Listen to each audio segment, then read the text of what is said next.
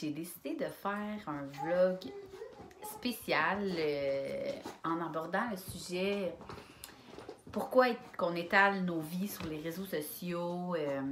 Est-ce que c'est correct? Est-ce que ce ne l'est pas? Pourquoi? C'est surtout le pourquoi on fait ça. Juste avant de commencer le vlog, je veux mentionner que les filles mangent.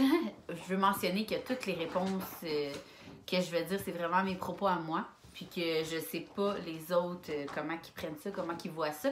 Mais je voulais quand même partager ma vision des choses parce que j'ai lu dernièrement des commentaires, pas moi, vraiment pas, là, c'est vraiment sur at large sur les réseaux sociaux, que plein de gens se demandaient pourquoi les gens ils étalent comme ça leur vie, pourquoi ils veulent autant montrer leur quotidien en parlant des stories nombreux, des vlogs et tout. Alors moi, je vous dis ma version des faits.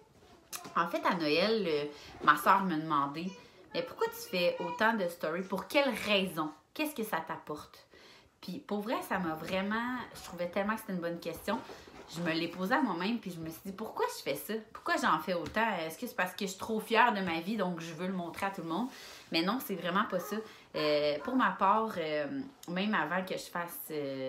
quand on m'a approché en fait, pour faire ma raboute et que j'ai vu la répercussion positive que ça a eu, que mon côté qui était tellement... imparfaite assumée, si je peux dire ça comme ça, a tellement fait du bien à des mamans, puis je recevais des milliers et des milliers de messages que je lisais qui disaient merci de partager ton quotidien avec nous, ça fait du bien de voir d'autres enfants pleurer, ça fait du bien de voir que les mamans sont pas toutes parfaites parce que oui, on s'entend, il y a beaucoup de Pinterest dans les Instagram. Il y a beaucoup de mamans Pinterest qui montrent juste du beau. Puis moi, je suis un peu contre ça. En fait, je vais vous l'avouer, je ne suis pas de maman parfaite sur Pinterest. Je ne suis pas les top modèles à gros seins, belles fesses qui font des régimes. Je suis pas les couples goals, comme on appelle, là, les couples parfaits, les petites familles parfaites. Ça me tape un peu ses nerfs parce que on dirait que j'ai jamais été jalouse de ça parce que je le sais que derrière ça, il y a une vraie vie, il y a des crises aussi, il y a tellement... C'est tellement imparfait, mais les gens qui le montrent pas, ben c'est correct s'ils veulent avoir un beau Instagram parfait. Moi, c'est vraiment pas mon genre, puis j'ai vraiment réalisé que je faisais beaucoup de stories justement pour montrer l'imperfection parce que ça vous faisait tellement du bien. Puis recevoir des commentaires comme ça que, mon Dieu, que ça fait du bien de lire ça, de voir ça et tout.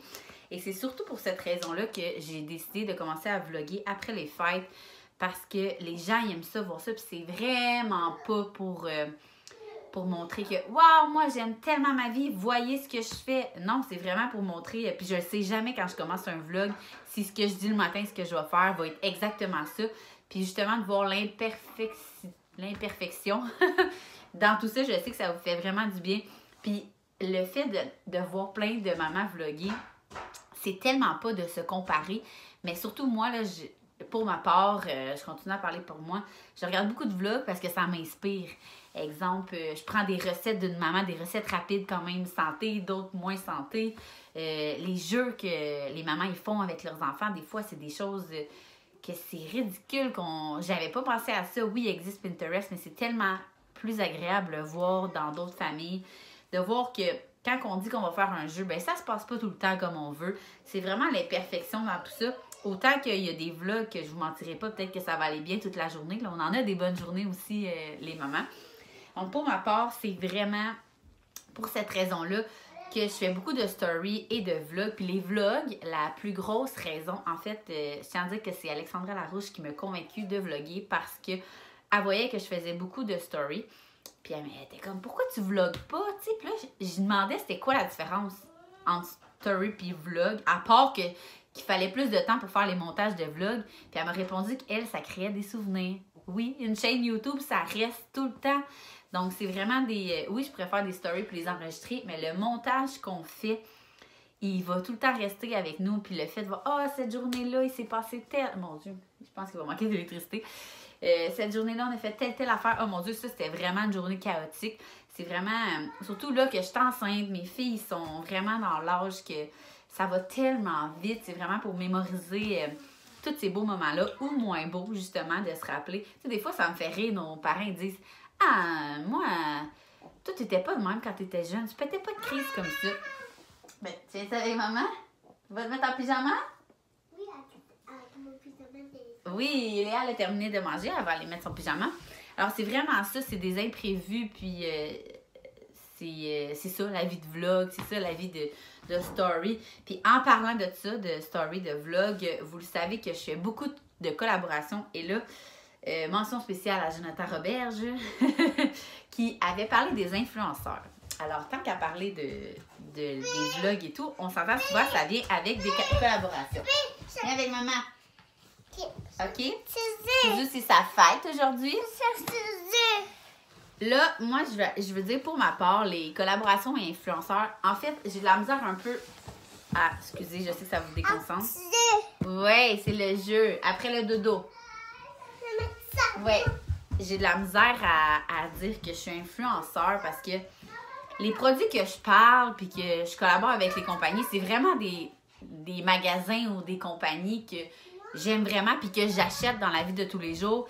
Puis, comme vous le savez, je suis toujours transparente. Je ne suis pas transparente. C'est la seule chose que j'aime pas ça, dire que c'est moi qui l'ai acheté, que je l'ai reçu gratuitement, que j'ai été payée pour en parler parce que j'accepte rien que j'achèterais pas dans la vie.